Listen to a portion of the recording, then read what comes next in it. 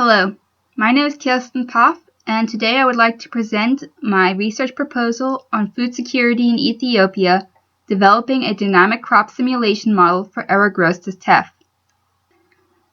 For those of you who don't know much about teff, it is an Ethiopian staple grain and an important part of Ethiopia's food security. The grain is used to make a bread called injera, which is a common part of the Ethiopian diet.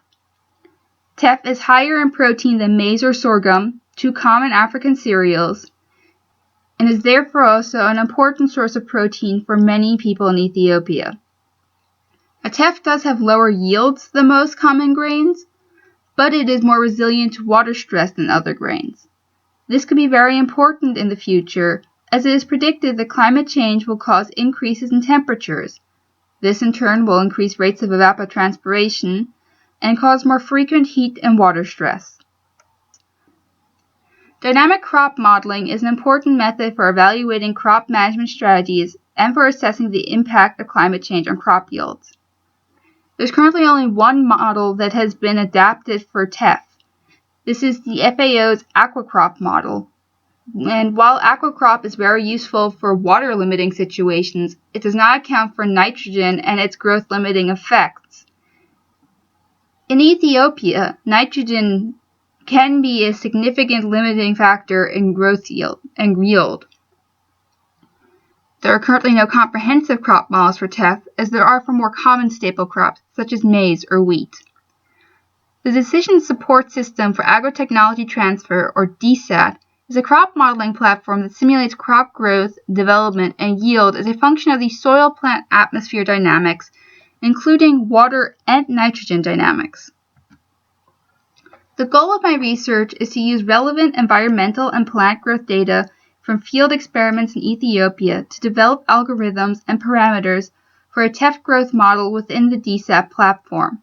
In order to achieve this goal, I have set the following objectives. The first objective is to do a thorough literature review of teff physiology, teff experimental data, and crop modeling approaches. The second objective is to develop, calibrate, and validate a new teff model in DSAT.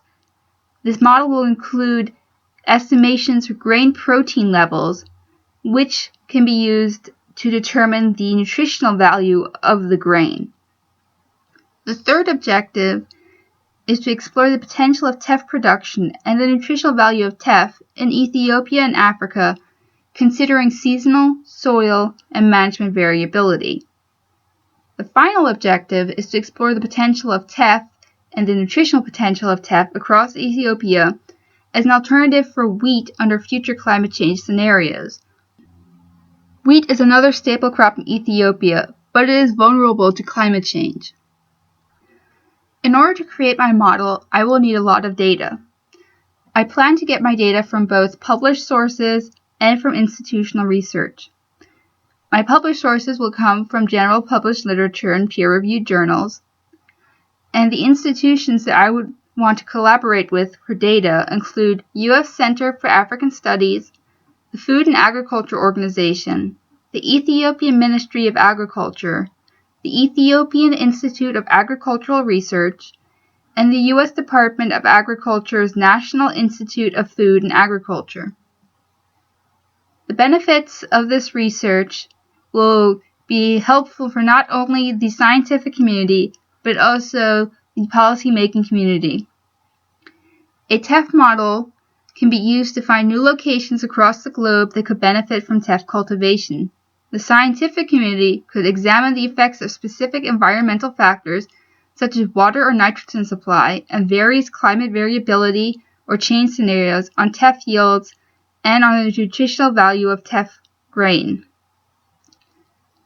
Policymakers could use teff models for regional food security assessments in sub-Saharan Africa.